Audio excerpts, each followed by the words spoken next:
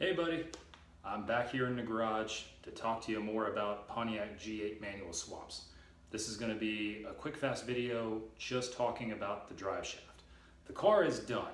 It's 100% done now and it is mwah. Anybody who's going to go into this and manual swap one of these Pontiac G8s, you're going to love it. It's a bit of a process obviously, but it's worth it. Let me just promise you that.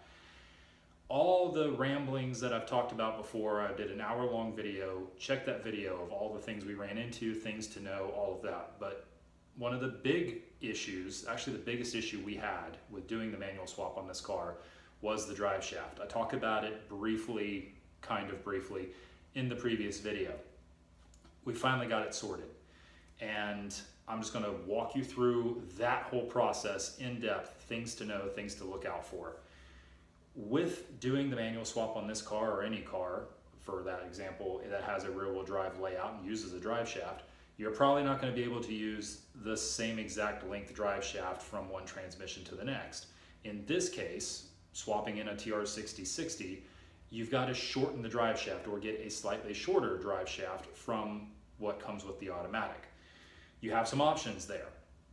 The cheapest, most cost-effective, however you want to phrase it, option is to take the stock two-piece drive shaft that's in this car and have it shortened. For us, it was about 2 inches. For other people, I've read that it's like 1.5 inches, something like that. I guess it depends on the transmission you use and whatever, just make sure you measure. Here's the biggest issue with reusing the stock two-piece drive shaft, getting it shortened. Before you do anything, contact your local drive shaft shop and make sure that they can actually do the work, that they can actually work with this drive shaft. Here's why. This drive shaft on this car, it's the same as 5th gen Camaros. I believe the Challengers and Chargers have a similar setup. BMWs and Mercedes have a similar setup. But it uses, on each end of the drive shaft, it uses this 3-bolt Y-shaped flange to bolt to the rear end and to the transmission.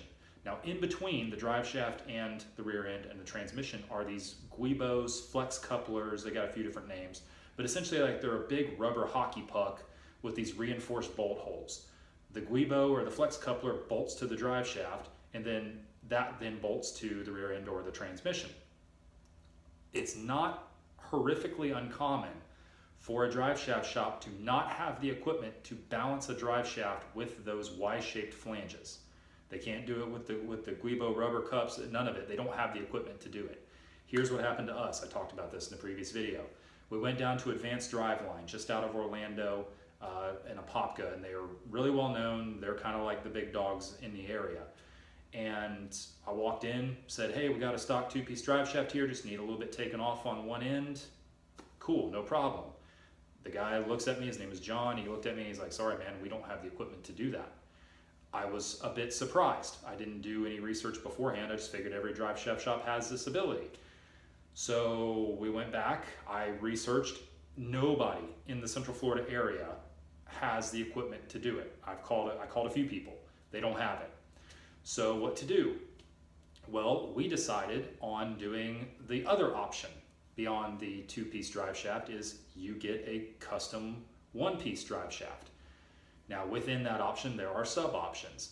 G8only.com, great place to go if you don't know about it already for everything G8 related. They will sell you a one-piece drive shaft from the drive shaft shop. You can get it with aluminum or carbon fiber from them.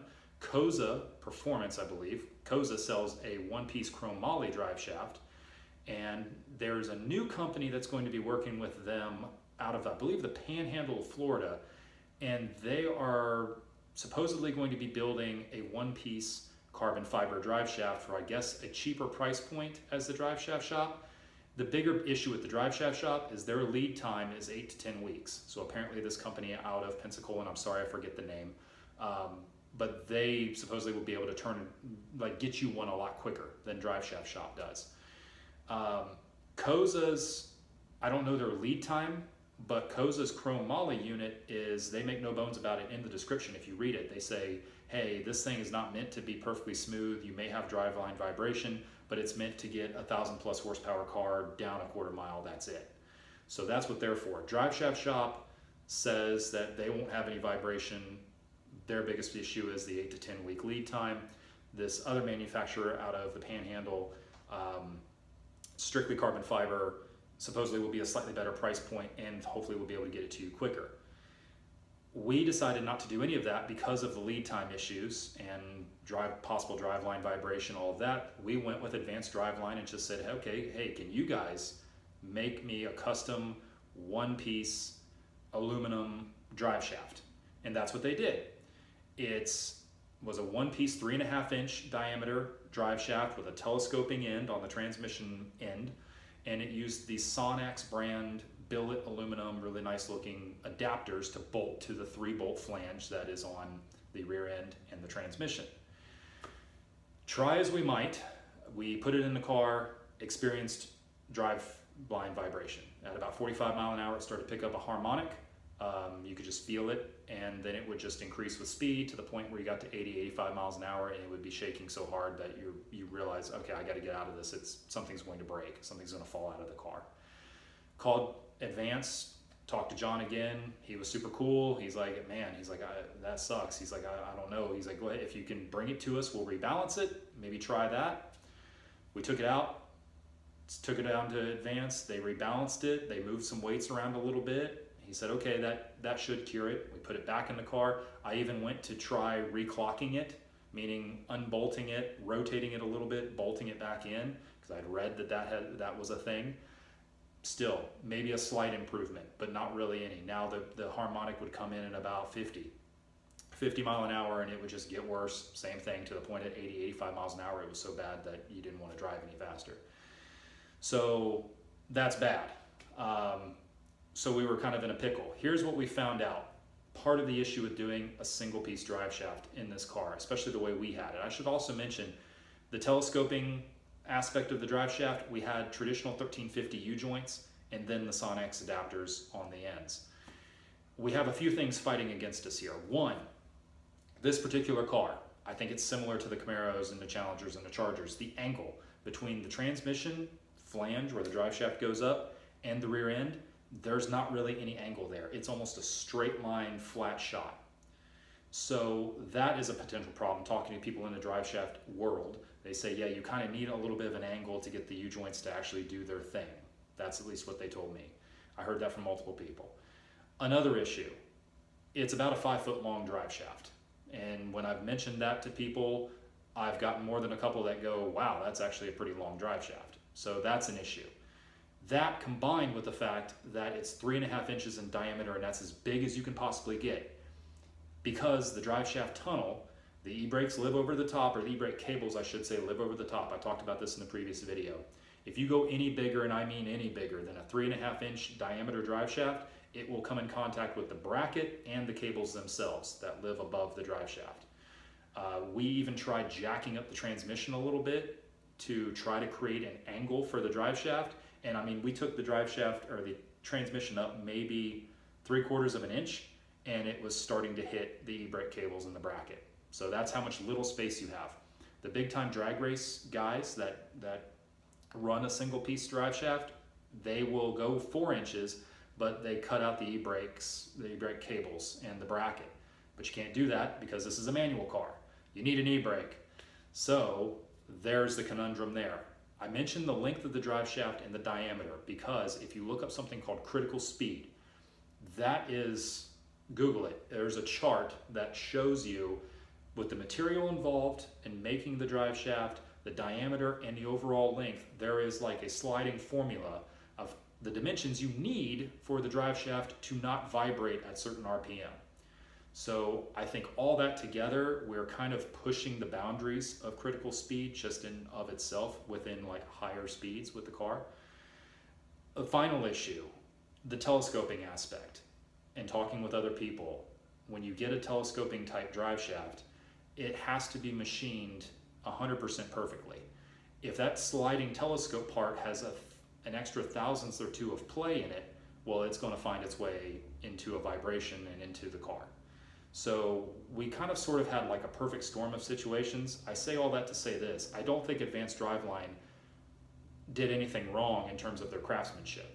I think they made a very solid, good piece. It's just is not going to work for this car. So that's that.